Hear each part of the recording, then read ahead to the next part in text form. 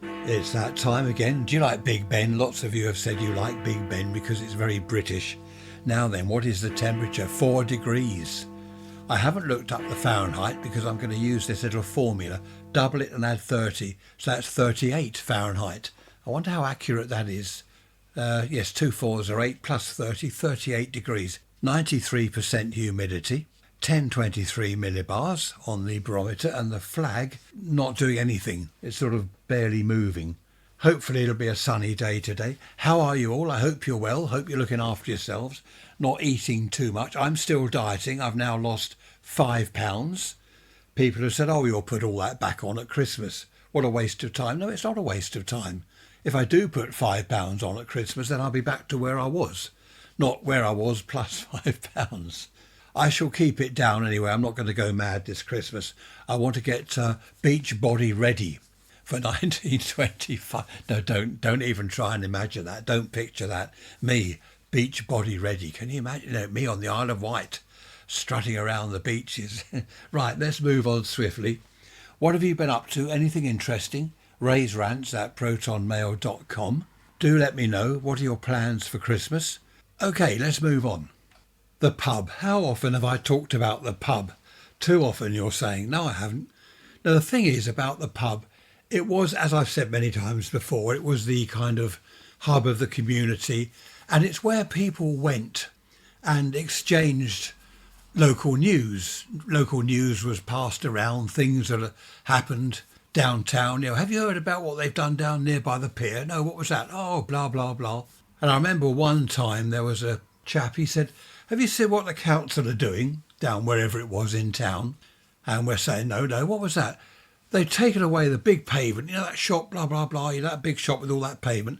They've taken away half the pavement so they can park more cars there. You can get more cars parked in, and they put parking meters there so they're going to make more money. Do you remember the days of parking meters? Those were the days. And of course, all this news gets passed around in the pub. In fact, I remember that evening quite well because one chap, he said, right, I'm going down to the council tomorrow. I'm going to go and sort them out. They hadn't actually finished the job, but they'd started digging up the pavement. Anyway, he went down the council and moaned, and it all got delayed, and there were local debates and meetings or whatever. It went ahead in the end, of course, because councils don't listen to us, do they? We're just the people. We don't count. Now, you'll be listening to this on Sunday, won't you? So where are we? It's Christmas Eve on Tuesday. We've got our toasting forks ready. We've got coal for the open fire. We've got tea cakes. Imagine that, sitting by the open fire, Christmas Eve. I mentioned this before, didn't I? The curtains drawn, dark outside, dark, cold, windy, wet, horrible, miserable, and we're inside in the warm. What's that song? The weather outside is frightful, but the fire is quite delightful. I've got a bit of a sore throat again, probably talking too much to you. So that'll be nice. We're going to sit by and let it snow, let it snow, let it snow. No, we don't want snow. Great fun it is for kids and all that, but we don't really want that because it just turns to slush, doesn't it? Horrible, wet slush, and it's just awful. And then it freezes. Big lumps of ice everywhere. Let's not talk about that. Let's talk about pubs. Back in the old days, the very old days, women didn't go into pubs on their own. It was frowned upon. If a woman walked into a pub on her own, people would look and they'd mumble, oh, up to no good. Jezebel, hussy, oh, wanton hussy. I'm sure they weren't all Jezebels and wanton hussies. They probably just wanted a drink. And that was another thing. They weren't allowed to have pints of beer. I don't know whether that was the law. No, that can't be a law, surely. If a woman went into a pub and said, I want a pint of beer, I have heard this said, sorry, you can only have a half in a lady's glass. Do you remember ladies' glasses? They were kind of not a stem, I don't know what they were. And it was half a pint. Ladies didn't have a pint of beer in their hand. It was not the done thing, don't you know? Whereas these days, ladies, girls, whatever, they can go to the pub on their own. Guess a pint, mate, or what, in it? No, they don't talk like that, surely, do they? I don't know. There aren't any pubs left. What is going to happen? Now, this is the title of this particular episode. What is going to happen when there are no pubs left? Because that's the way it is going. They are closing. How many a week? 5, 6 a week, I think, closing. Hundreds are closing. They've closed already. What's going to happen when there are none left, when all you've got are restaurants with a small bar area where you can go up and say, my name's Smith, we've booked a table for 4. That's all they're going to have. You won't be able to stand there drinking. Table for 4, name's Smith. Oh yes, okay, follow me, sit over here. You can't actually stand at the bar, lean on the bar. That's what we did. In my teens, we'd all meet in the pub. We didn't sit down. Everyone stood up at the bar. There were bar stools, which 1 or 2 people would sit on.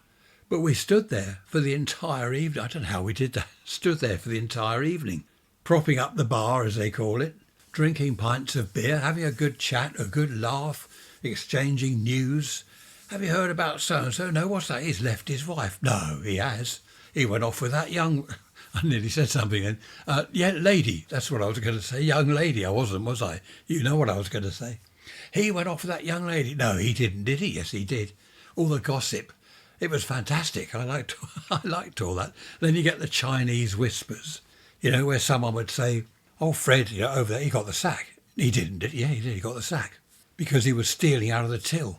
And then the whisper would go round and it would end up, oh, Fred over there, he got the sack. Why, what was that? He's been seeing the boss's secretary on the side. No, really? Pubs were full of, I keep saying were, past tense, but it is past tense, they've all gone. They were full of characters, that's what I liked. I liked observing, I liked people watching. You get one that's fidgety, is standing at the bar fidgeting like he needs the bathroom. Another one would just lean on the bar and listen. He wouldn't say anything, he'd just listen to people, taking it all in. Then you get the show off. Oh, I might be changing my car. I might get myself a Jag, actually. I rather fancy a Jag. Then you get the village idiot. Village idiot. I don't know. And then you get the chap who thinks he's good looking, forever stroking his hair, making sure everything's in place, looking at the girls, imagining that they're all looking at him when they're not at all. All these different characters. It's quite interesting, people watching. The strange thing is, in my case anyway, I liked people when I was young. I liked the pub. I liked going there, chatting to the different people. I don't know what changed. I don't like people now. I don't like being with people. I don't mean that nastily. I just don't want to go and mix with people. I'm doing my thing. I don't want to get involved with them. I don't know what it is that changed me. I suppose decades pass, don't they? Things change. You mellow in certain respects and become more agitated in other ways. I've noticed that older people, perhaps, 60 years onwards, they become more and more agitated about politics. They'll watch the TV and, oh, look at that, that's not good enough. Oh, they go on there, they get agitated, they get wound up, shake their fists, and it's not good. It's not good to get stressed like that. There's nothing we can do about politics, is there, apart from go and vote for whoever you want. And then, of course, you find out that all the things they were going to do, they lied. They lied to you. You said you were going to do that. Yeah, well, I changed my mind. Well, what about this? You were going to change this. Yeah, well, I'm not doing that anymore. Our water bill's going up by an average of 36%. That'll enable them to pump even more sewerage into the seas, the rivers and the ponds and everywhere. So that'll be good fun for the wildlife. They're useless, aren't they? Everyone's useless. They really are useless. In the old days, when I was a boy, things weren't like this. The water was clean. We didn't have hose pipe bans. I think there were 1 or 2 summers where we'd had weeks and weeks of no rain. And they were saying, look, try to use water sparingly. Don't go washing your car with a hose pipe, if you don't have to. Just try and save water. I don't remember hose pipe bans like we have these days. We have a winter where there are billions of gallons of rain. Come the spring, hose pipe ban, we haven't got any water. We didn't have that. Look at that sunshine, beautiful sunshine. That looks really nice. There's the sunshine behind the fir trees over there, or rather on the fir trees. Behind the fir trees, there's a black sky to the north. Dark, heavy, rain-clad clouds. In fact, there's an orange patch in one of the clouds. What's that? That looks really nice, though, with the sun on the green fir trees and then behind the really dark, heavy sky. What was I saying? I don't know what I'm talking about. I've got off on a tangent. Hose pipe bans, that was it. Do you know, within a couple of minutes, that sky has all turned from black to blue. There's blue sky now. Amazing how the weather can change. We didn't have all this nonsense back in the old days. All this rubbish about there's not enough water. They haven't built enough reservoirs. Now, this is all the sort of thing that used to get talked about in the pub. You get one group. I remember one what was it, 4 or 5 chaps. They'd meet regularly in the pub. They'd sit at a table and they'd talk politics. And honestly, listening, I know politics is boring, but sometimes listening to them was quite entertaining.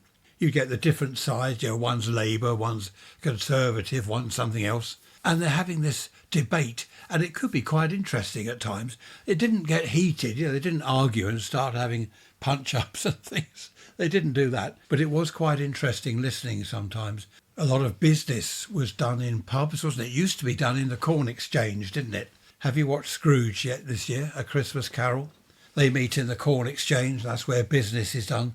Check the price of corn and you buy or sell. Pubs were like that. A lot of business was done like that. You get people meeting, they'd start discussing something and someone else would join in. I'm looking to rent a shop. You want a shop? I know an empty shop.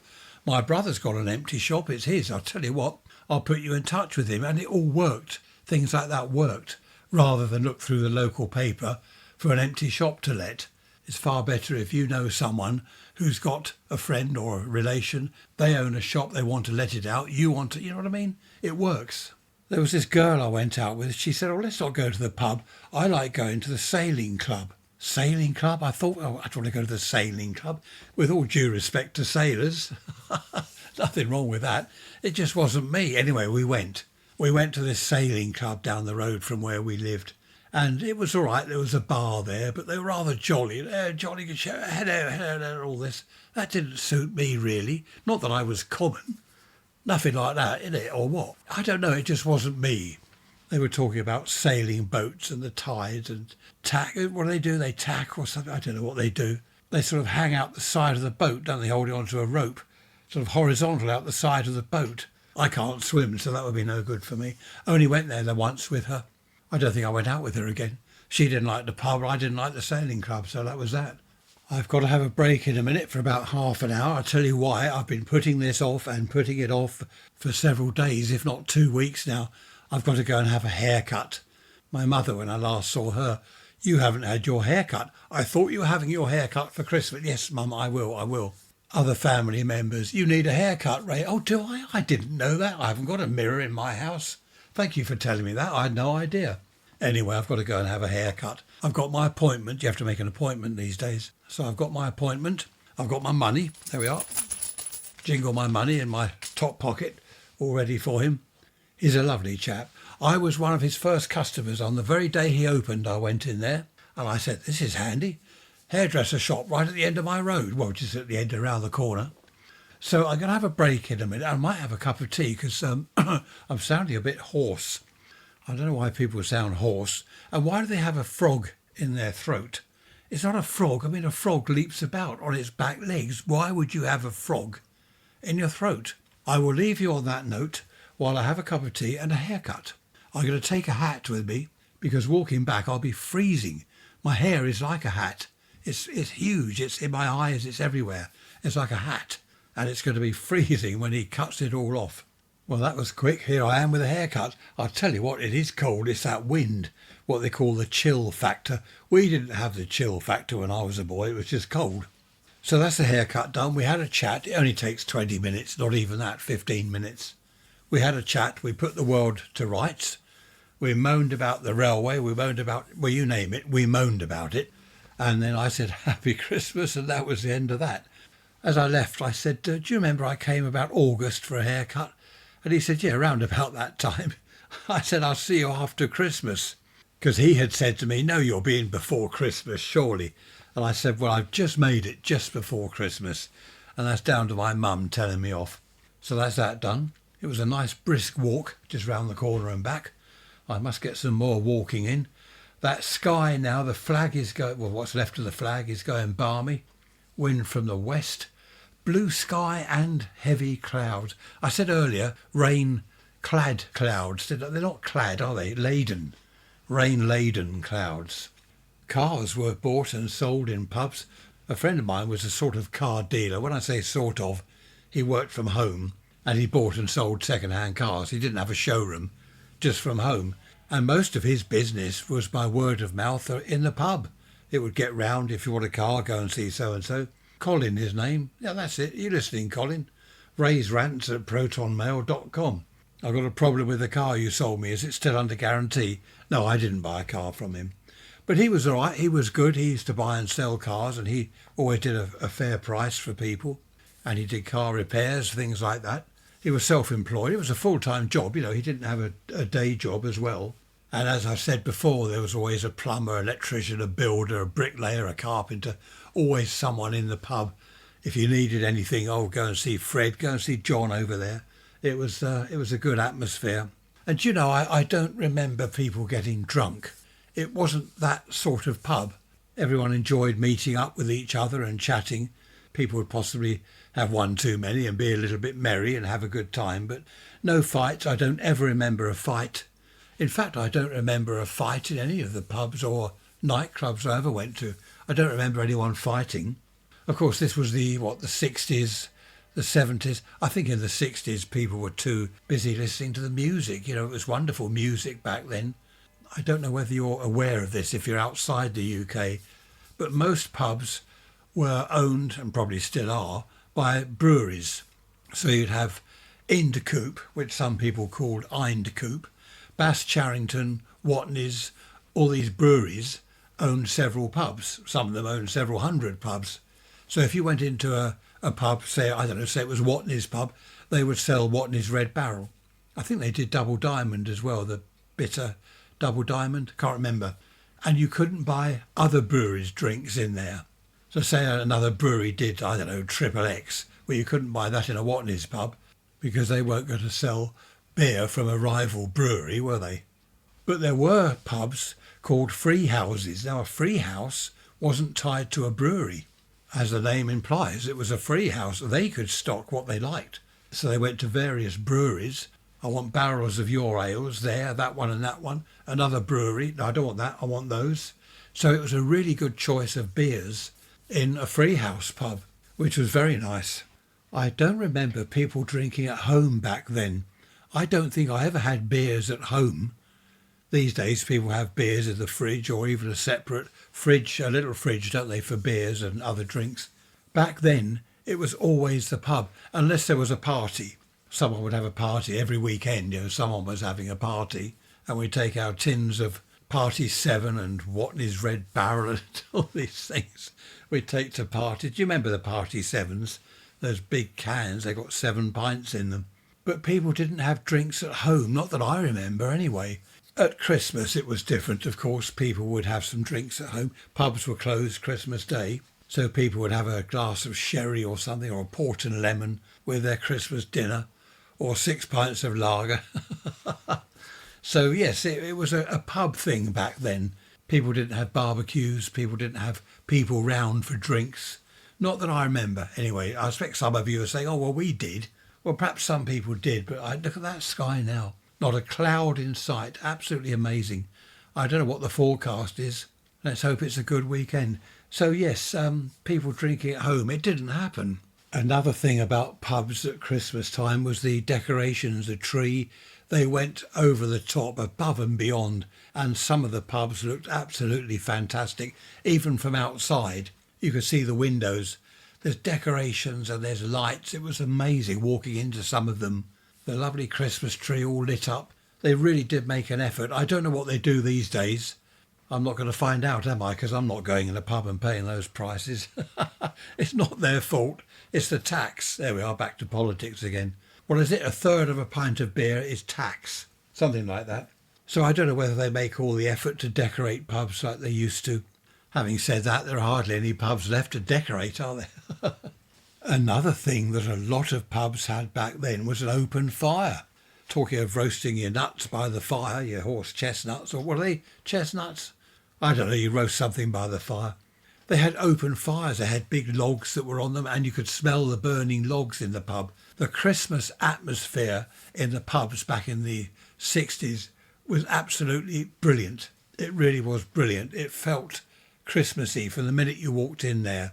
Chinking of glasses, people laughing, Christmas music, the jukebox going. Excellent. I miss all that. I'm getting sad now thinking of that. What have we got now? We've got local pubs that are not interested in serving you drinks. They want to sit you at a table and make you order some disgusting food from a menu. It's just not the same anymore. Another thing about going to the pub was getting a job. People knew people. You go in there, you're looking for a new job. You mention it to someone. I'm fed up where I'm working. I could do with a new job. I could do with a change.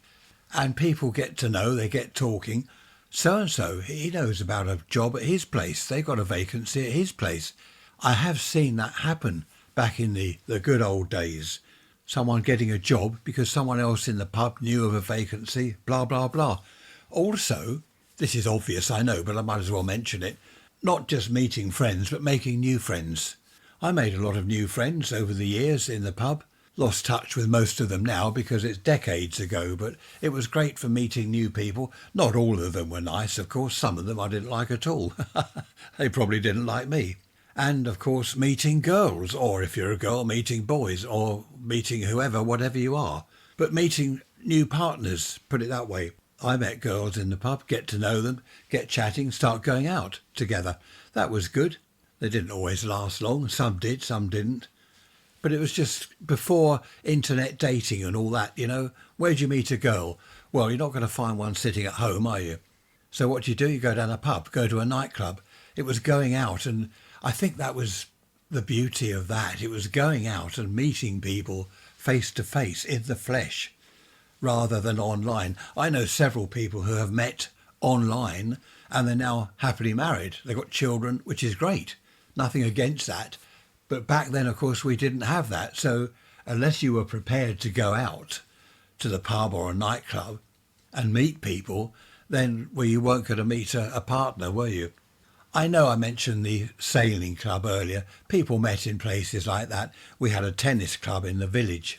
People met there and ended up getting married. But you had to be really into sailing or into tennis because otherwise there was nowhere to go. Where do you meet people? The only other way that I've known happen a few times is a couple of mates, right? One of them's got a sister, one of them's got a brother. So the sister and the brother are introduced through the two mates, if you see what I mean, and they end up together that way. But back then, with no internet dating, I've never done internet. Have you done internet dating? Have you tried it? I wouldn't have done it because it only came in a few years ago, didn't it? When's it come in? The last 20 years or so? So I don't go online looking for women. I don't think Tricia would be too pleased if I did that. But the thing is, have you ever gone into this internet dating and did it work for you? That would be interesting, wouldn't it? Ray's Rants at protonmail.com. That would be interesting, wouldn't it, to find out the success stories or failures, disasters or whatever. So do let me know. I haven't put the Steam engine on the website as yet. I'm trying to sort out the video. The trouble is they're not my videos, they're other people's, so I've got to get permission because, I go to jail. Go directly to jail, do not pass go, do not collect 200 quid because you put someone else's Steam engine video on your website, which won't do.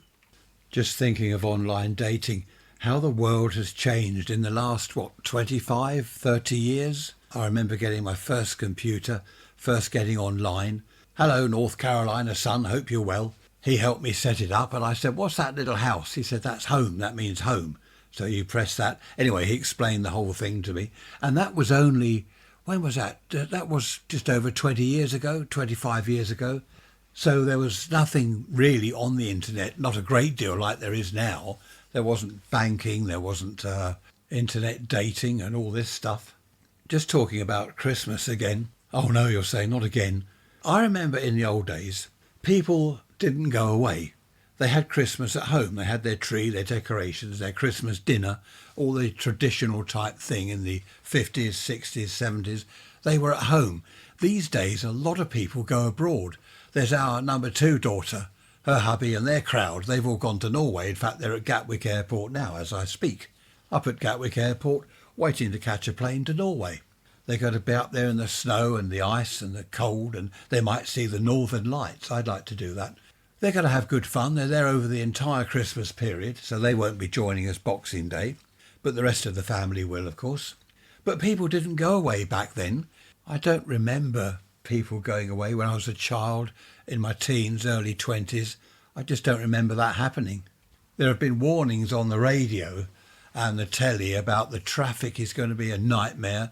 rail travel, airports. It's all going to be a nightmare because everyone's going away somewhere all at the same time. I would hate that. I just would hate that. I like Christmas here. What we did when I was a child, I think a couple of years, we went over to my grandparents. They only lived, 3 or 4 miles away. And we had Christmas Day with them, which was all right, but I would far rather have been at home, to be honest. In fact, one year we went over Christmas Eve, slept there overnight, and then woke up and had the whole Christmas Day with them, which I didn't like at all. I wanted to be at home, you know. I wanted to be at home, my own bed, my own bedroom, my own surroundings. I don't like going to other places, especially at Christmas.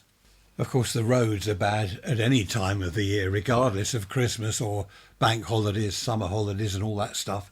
They're bad all the time.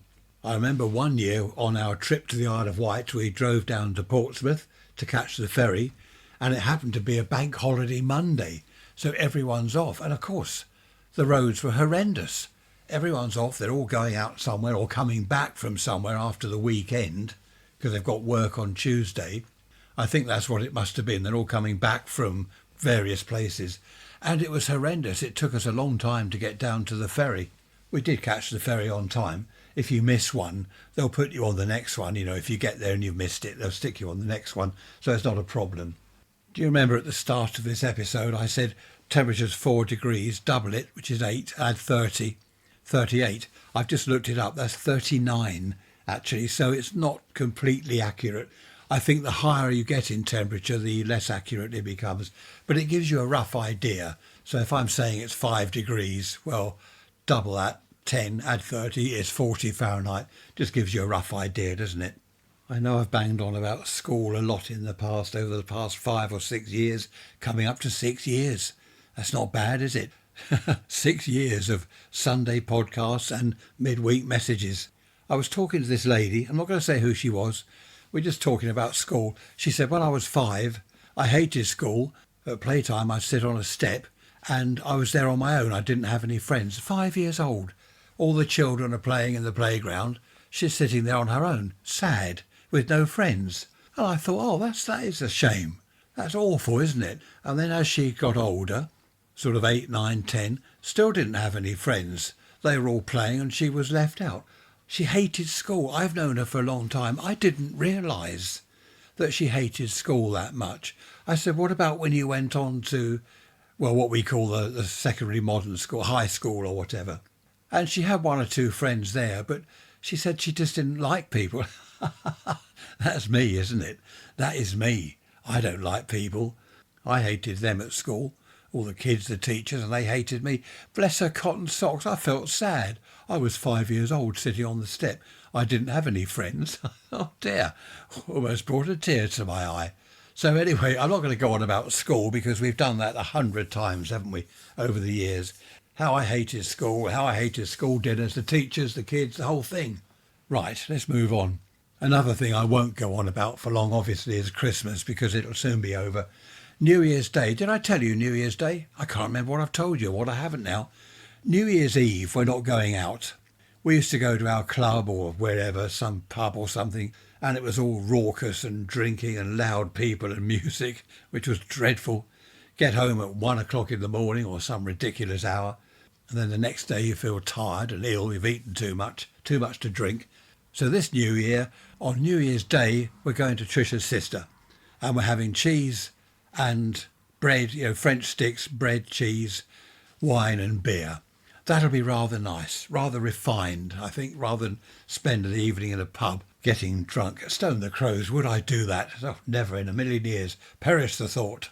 Oh, I know what I was going to tell you. You know I'm always banging on about TV adverts and how dreadful they are, the actors, the script, the whole thing. What's that now? Someone started up a chainsaw. Goodness me, there's never any peace, is there? I don't think you can hear that. In the old days, in the 1960s, again when I was a boy, when I was in the radio and TV workshop, ITV, we only had a couple of channels then, BBC and ITV.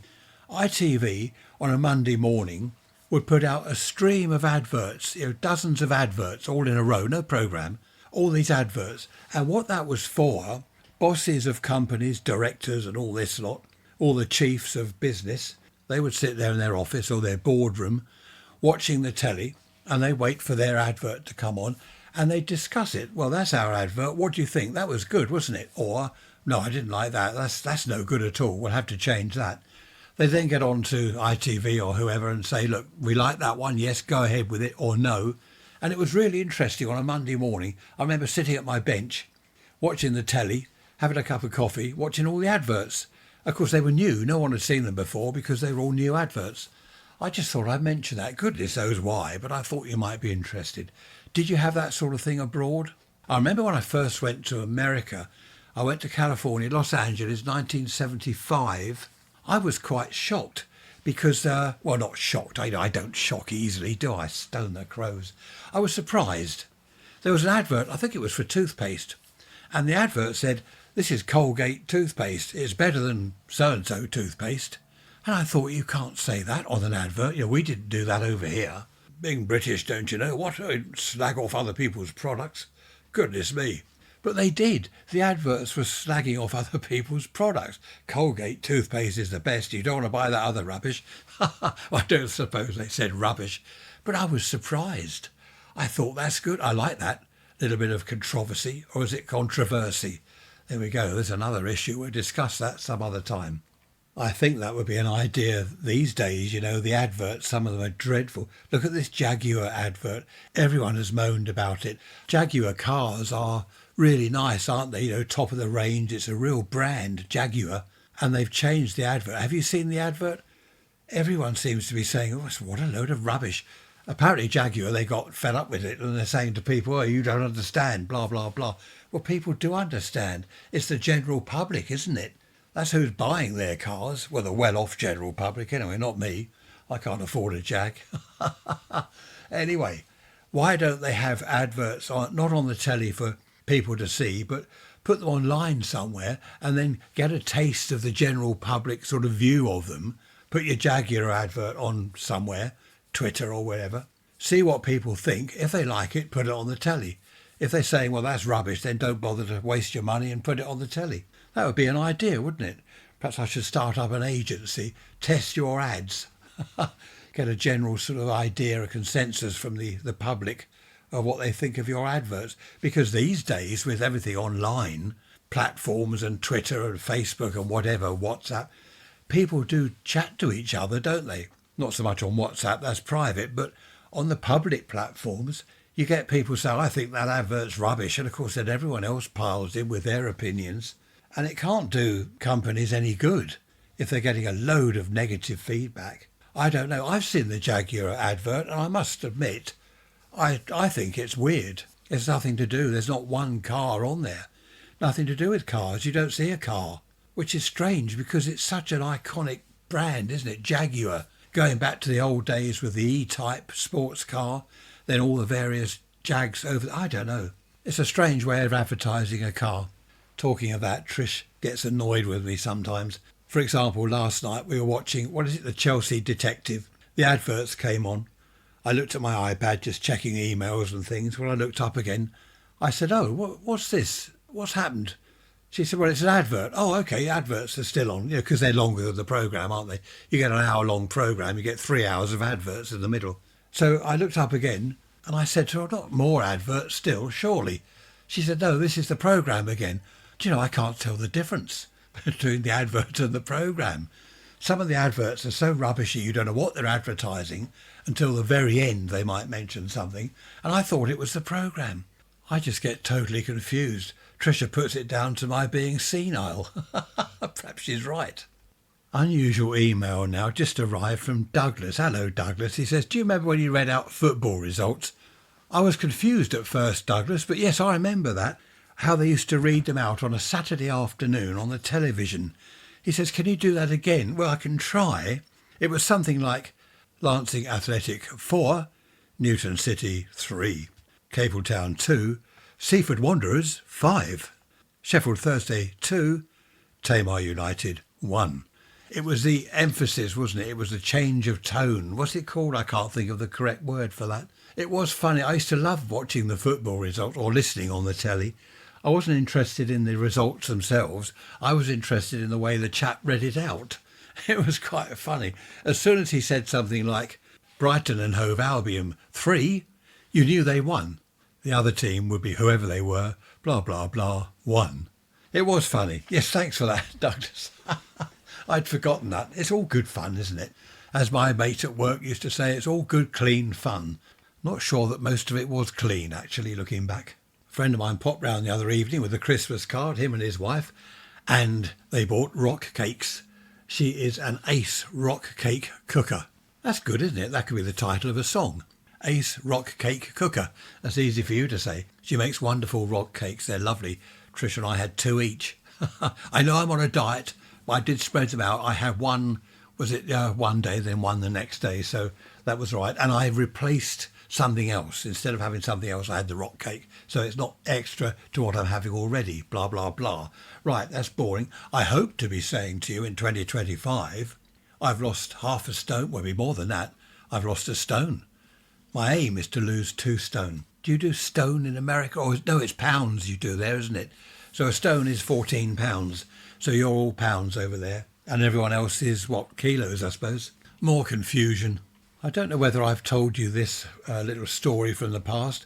Many years ago, many moons ago, no, let's say many suns ago, neighbour of mine, I got on with him fine. He was a nice enough chap, but a lot of people in the road didn't like him. I think he kept himself to himself. That's what it was. But he seemed like me and we got on quite well. He was digging a hole in his garden for a pond. I went round and had a look. Dig the big hole. He was going to line it with butyl, is it, or some waterproof stuff. And behind the pond, he'd put all the earth. And that was going to be the rockery. Put rocks all over it and plants and heather and stuff. Anyway, a couple of days later, I saw him in the street and he said, guess what? The cops turned up. I said, what do you mean? What, at your house? Why? He said, they turned up and they said, can we have a look at what you're doing in your back garden? So he took them to the back garden. He said, well, look, I'm digging a hole. You know, is that against the law? And they said, no, that's fine. You can dig a hole, but you're piling all the earth up there. And he said, well, that's going to be the rockery. And they said, what's under the earth? And he said, what do you mean? It was part of the lawn. It's now earth. It's going to be the rockery. And they said, apparently your wife hasn't been seen for about a week. And he's telling me this story and he was saying to them, I don't know what you're talking about. My wife? She's away. She's with her sisters, which was true. What had happened was one of the neighbours had not seen his wife around. You know, she was always out and about, either in the garden or going over the shop. Hadn't seen her around for about a week. He's digging a hole in his garden. You know what I'm going to say, don't you? They phoned the police and said, I think he's buried his wife. I think he's killed his wife and buried her in the garden. And the chap said, well, he said, look, she's at her sister's place. And he gave them the phone number. They went into his house and they phoned the sister's place, spoke to his wife. She said, yeah, I'm here at my sister's place. And even then they weren't 100% convinced. They said, we might have to ask you to move that earth. And he said, oh, come on. I've spent days digging this hole, piling up the earth for the rockery. Come on.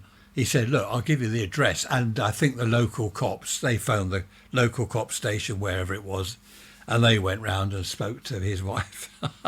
But isn't that typical, though? A neighbour phones the cops. I think he's killed his wife and buried her in the garden. What is it they say? Truth is stranger than fiction. It's now Saturday morning. What's the date? The 21st. It's dark. The flag, my new flag, which I put up yesterday, is wrapped around the pole. I don't know, the wind keeps changing direction, so the flag doesn't know what to do. It's 7:30. As I say, it's dark. Temperature out there isn't too bad. It's about 10 degrees. So double that to 20, add 30, 50 degrees Fahrenheit. Did I tell you about the time I went up the Great Orme in North Wales? Llandudno, is that right? Llandudno. Went up the Great Orme there during a thunderstorm. It was absolutely fantastic. We drove up to the very top of the Great Orme and we could see the lightning out at sea. Fantastic. But the storm was getting closer and closer to us and our hair stood on end. The static all around us was amazing. Our hair stood on end. And I suddenly thought, hang on a minute, there could be a lightning strike up here. We're way up above the sort of ground level, up in the sky. and we probably act as lightning conductors. So we got back into the car, and I've never driven so fast down from the Great Orme. We often went up there. It's a lovely spot. Is it the Little Orme as well? There was a tram that went up to the top of the Great Orme. I quite enjoyed that. It was pulled up by a chain. Was it a chain? Oh no, rope. Yes, there was a rope. You could look between the sort of middle rails in the road, and there was a steel rope that was moving all the time. And the tram somehow hooked onto that and got pulled right the way up to the top of the Orme.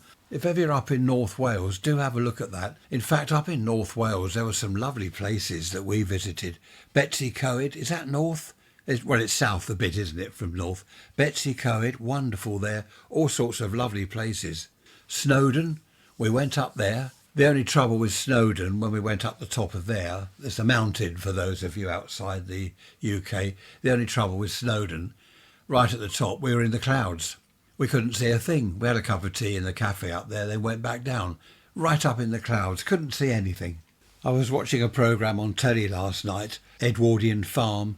That was quite interesting. It's down on the Tamar, River Tamar, between Devon and Cornwall. And, I crossed that River Tamar in the car, and we went across on a chain ferry. Now, there's a bridge there now, and I looked up online, and there were pictures of the chain ferry. Now, that was going back to my, goodness me, late teens, probably late teens. We drove down there. I love Devon, and we thought we're going to have a look at Cornwall. So we went across on this chain ferry, and with all due respect to people in Cornwall, I didn't like it. It was too bleak for me. It was very bleak. So we went back across the chain ferry into Devon. That's where we were staying. Where was it? Hope Cove. Who knows Hope Cove? Does anyone know that? Lovely little place down on the coast. Well, it would be, wouldn't it? Cove. It's on the coast. That was really nice. If ever you're thinking of coming to the UK and you're outside, you're like America, Spain, Australia, whatever, do try and have a look at these places. North Wales, well, anywhere in Wales is nice, really. Devon, Cornwall. There are so many places, actually. Do you know, when people first started going abroad, I first went abroad in 71, went to Spain, as everyone did there, package holiday, up to Gatwick on the aeroplane, package holiday to Spain for a week or two, then back to England. Everyone did that, sangria and all the stuff, all the stuff for tourists, all the cafes, beans on toast, fish and chips. I didn't want that. I wanted to try their food. Watney's Red Barrel, Double Diamond, Stone the Crows. But do have a look around some of these places if ever you do come over to the UK. I've never been to Scotland. Apparently that is lovely. I've never been up to Scotland. But back in the 70s, when people started going abroad, I did think it a bit of a shame. I've never been one for travelling, really, although I've been to America, Greece and all that stuff. There are so many places around Britain that are lovely to visit. Of course, it does depend on the weather. That's the only problem. If you're going somewhere, I don't know, up to Scotland or Wales or wherever, and it lashes with rain all the time, then it really does spoil it. That's the only thing here in the UK. It's the weather. You can't rely on it. I've just realised the 21st today, that is the shortest day, isn't it? The shortest day and the longest night. So after today, the evenings will start to get lighter. The shortest day. It is dark out there. It seems darker than usual. Every year I say this. It's the shortest day. After today, we've got lighter evenings, lighter mornings, but it doesn't work out that way, does it? January and February seem to be even darker in the mornings and evenings. Total change of subject. I was talking to a friend on the radio the other day about hobbies. Our hobby, obviously, is radio. And he said his wife's hobby is making things for charity shops, making, I don't know, woolly type animals and things. She knits things and stuff like that, gives them to the charity shop so they can sell them and make some money, which is a great idea. It gives her something to do. It helps the charity shop. But he was saying to me that not many people these days have a hobby. And I think he's right. A couple of friends of mine go fishing, but I don't think they enjoy that too much because most of the time the weather's dreadful. Another chap I know, he likes radio-controlled models. He's always building model aeroplanes and racing cars and things, which is good. But the majority of people don't seem to have a hobby. And I think this friend of mine's right when he said that, because I'm thinking of all our family and the people we know. Not many of them have a hobby. which is strange because back in the old days, everyone had a hobby. Even gardening was looked upon as a hobby. You're growing your vegetables or flowers or whatever. That was a hobby. It was something to do outside of work. You know, you get home from work, you've got the evening, you've got weekends perhaps if you're not working, and you get on with your hobby. But it's strange though that not many people seem to do that these days. Do you have a hobby? Raise rants at protonmail.com. I'm getting a bit of a rough throat again. Can you notice that? I don't know what's happening. Talking too much again, I expect. Raise rants at protonmail.com. Let me know what sort of hobby you have, especially the ladies. Because as this friend of mine said, and he's quite right, most women don't seem to have hobbies. It's the men. With the men, it's fishing, radio, models, going out with a metal detector and looking for Roman coins and all this sort of stuff. So I wonder what the ladies do. Do let me know. Trisha's hobby is cooking, and she does call it a hobby, which is good because my hobby is eating. No, it's not. But she loves cooking. I keep out of the kitchen, let her get on with it. She'll spend the entire day, especially at this time of year, Christmas coming up, mince pies and all the bits and pieces. She makes her own mince meat, makes everything herself, doesn't buy jars of things unless she really has to. And it's just really nice having your own homemade mincemeat because you know what's in it. You buy stuff from the shops, you don't know what they put in it. Arsenic or something. No, I don't suppose they put arsenic in it. Cyanide. What is it in apple pips? Is it, they're arsenic, aren't they, or cyanide in apple pips? I eat them. People say, oh, you shouldn't do that. There's very small quantities of whatever it is in there. I think it's cyanide. I eat the whole apple. This does surprise a lot of people when they see me eating an apple. I eat the whole thing, the core and even the stalk out of the end, the little wooden bit. That's nice. Nothing like a bit of wood to keep the... no, I won't say that. There's nothing like a bit of wood to keep your body functioning correctly, a bit of pulp. They do say you should have a lot of fibre. Well, wood is fibre, isn't it? And it's nice to chew on that stalk. I save that till the end, the stalk bit, and then just chew on it until it's almost disappeared. Talking of food, my mum likes jacket potatoes, as I do. We all like jacket potatoes, baked potatoes. But she doesn't eat the jacket, the skin. Now, I do. I think that's the best part, eating the skin. It's really nice. Also, what she does is scoop out the potato, cook it all, bake it, scoop out the potato, mix it with cheese or something else, and then put it back in the potato. Well, that's a lot of mucking about, isn't it? You can't do that. That's boring. What I like is the cheese put on top. Once the potato's done, cut it in half, put it under the grill with cheese on top, and the cheese melts. And why are we talking about food? Anyway, it's lovely. I'm starved now. I've had my breakfast. I've had porridge for breakfast. Still losing weight, down another pound today. 6 pounds I've lost in what, is it 2 weeks? No, more than 2, it must be 3 weeks, 6 pounds. So that's a nice steady decline, isn't it? You don't want to overdo it. You don't want to go and lose half a stone in a week because apparently that's not good. It'll go straight back on again. So I've been behaving myself, well, food-wise and drink-wise anyway. I don't know about otherwise. Trisha's gone round the cake shop. She's round there now opening up for the Saturday morning sales, selling brownies and blondies and whatever else these things are called these days. Gingerbread men, they're nice, aren't they? Gingerbread men. We've got two-way radios. Yeah, obviously I'm a radio amateur. We got some of these license-free radios. So she's got one round the shop and I've got mine here. We can have a chat. I know we could phone each other, but it's just quicker to grab the radio and say, how are you doing? So she's round there. It's now lashing with rain. Isn't it marvellous? Lashing with rain. The flag's unwrapped itself from the pole. It looks nice, the new flag. It's all clean. It's not ripped and torn and stained. It looks really nice. £3.99 from eBay. I buy 2 a year because after about 6 months they look a bit tatty. So that's good. That's that. Now the next time I talk to you will be Christmas Day, won't it? The midweek message is Wednesday, the 25th. I will be talking to you, as I've said before, Christmas morning. Now, you've got to wake up early because the midweek message goes on at 8 o'clock. This is UK time, of course, local time here. What's the time in America? The East Coast, they're, 5 hours behind us? West Coast, are you 8 hours behind us? So you'll have to wake up. You'll have to wake up in the night. Yeah, so East Coast time will be 3 o'clock. Christmas Day morning, 3 o'clock it'll come on, so set your alarm. This business about changing your clocks. There was some lady, this is genuine, she stayed up, the clocks are meant to change at 2 a.m. She stays up till 2 a.m. to change the clock. She wouldn't do it before because it's not the time to change it. She actually had to stay up until 2 a.m. and then change the clock an hour forward or back. I think that was a true story. I've just realised the 1st of January is the following Wednesday, so you'll have me rabbiting to you on Christmas Day and on New Year's Day. That's interesting, is it? No, it's not, you're saying. What's interesting about that? Well, I thought it was interesting. I can say Happy New Year on the 1st of January, 2025. Isn't it funny how everyone says, I don't know where that year's gone. Where's this year gone to? It seems it was only spring the other day and now here we are at Christmas. Where's that time gone?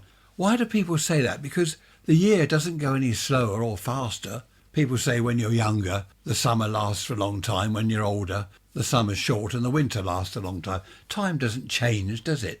Oh no, I'm going to have North Carolina sun calling me now, talking about time. Time is interesting. We won't go into that. But it is strange though how people, I say it myself. I'll say, I don't know where this year's gone. What a daft thing to say. I'm trying to call my mother. Permanently engaged, probably rabbiting to someone. She's been engaged for the last half hour. I shall try again in a minute. I got through eventually and we had a chat, so she's okay. All is good. I've just popped downstairs to make my coffee and there's a squirrel. He was sitting on the window ledge here. The door's closed obviously because it's pouring with rain, but he was sitting on the window ledge here looking at me as if to say, well, where's my breakfast? He had his breakfast early this morning. Now he wants more. This is his midday snack, his 11s. That should keep him happy for a little while.